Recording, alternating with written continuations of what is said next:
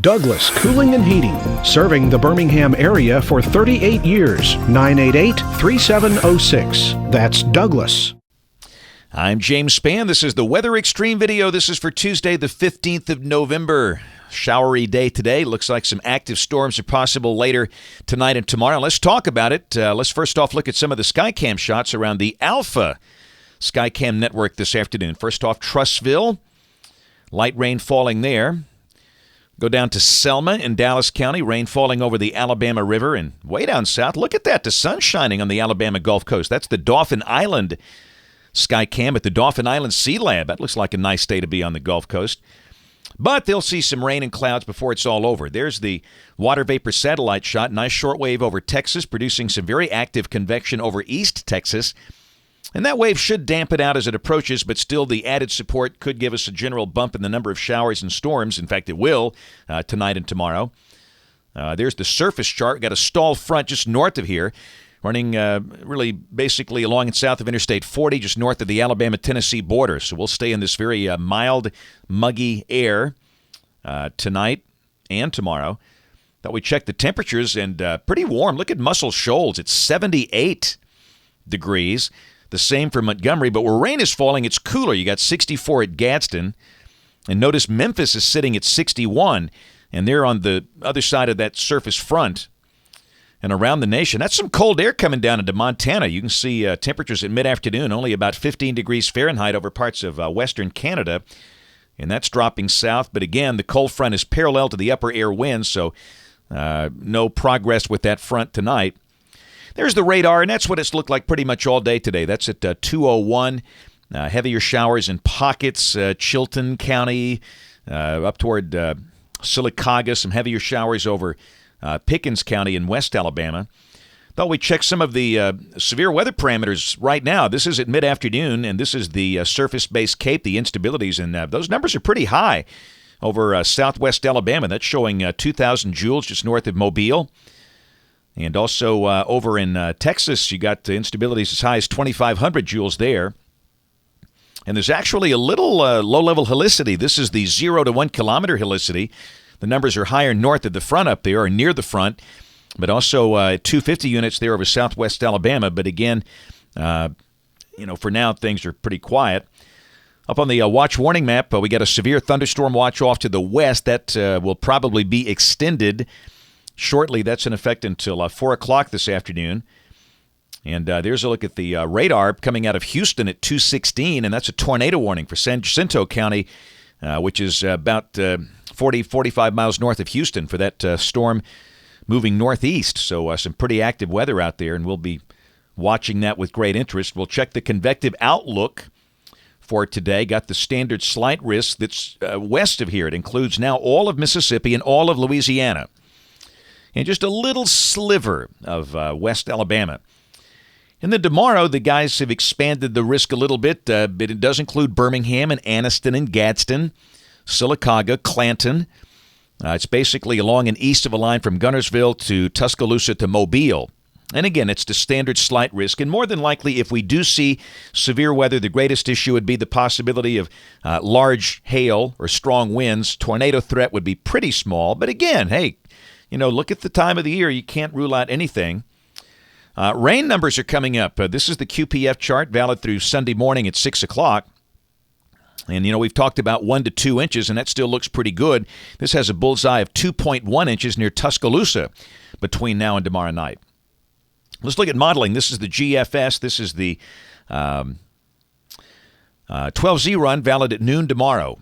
And the ridge is being suppressed to the south with a long-wave trough forming to the west, the axis west of the state, and down below that, the surface front will get finally some southward push, but still it's going to be an active convective day. We'll check some of the severe weather parameters. This is the surface-based instability coming off the RPM model. And this is valid at 12 noon tomorrow. And really, you want to see those shades up in the yellows. When you start to see the bright yellow, that's over 2,000 joules. This is suggesting instability values of 500 joules or maybe more in spots. So again, that's respectable. It's not a super classic severe weather setup, but certainly that will support some good thunderstorm development. There's the low-level helicity at noon tomorrow, and there is some. This is the 0 to 1 kilometer helicity, and that's suggesting up to well over 200 units around here.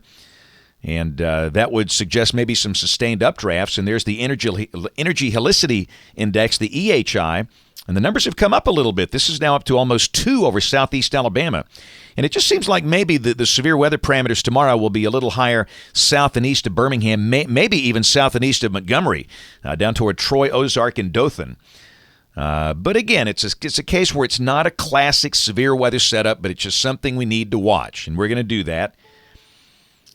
And then we'll go to Thursday. We're getting into colder air.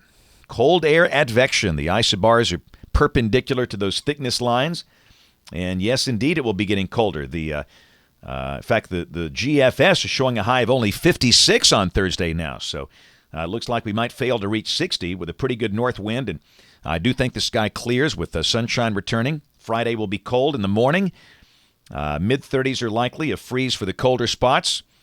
And during the day, we'll warm up to near 60. And Saturday, starting off the weekend, the winds begin to veer in from the south, and we warm up into the mid-60s.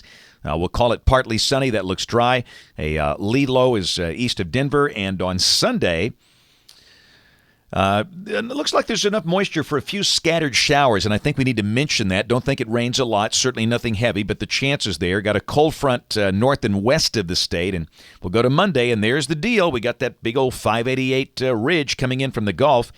Strong upper low south of San Diego, and that should hold the front up north of here. And again, that's suggesting maybe a shower in spots on Monday, but pretty widely spaced. The better chance of rain, Tennessee and Arkansas, Kentucky.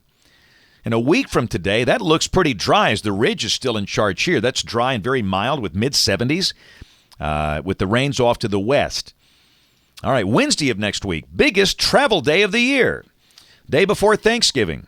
No snowstorms, at least around here. Now, up in the northwest, that could be different. Maybe up in Spokane and places like that. That looks like they might see some good snow. But for most of the nation, it looks relatively mild and wet for cities like Chicago, Indianapolis, Cincinnati, Little Rock, Memphis, down to Houston. So kind of showery and maybe some thunder in through there. But for us on that day, on Wednesday, the day before Thanksgiving, mild, highs in the 70s. Yeah, maybe a shower, probably no big deal. And then Thanksgiving Day, a weakening front drifts in here with a chance of showers. But again, it just doesn't look like a big deal.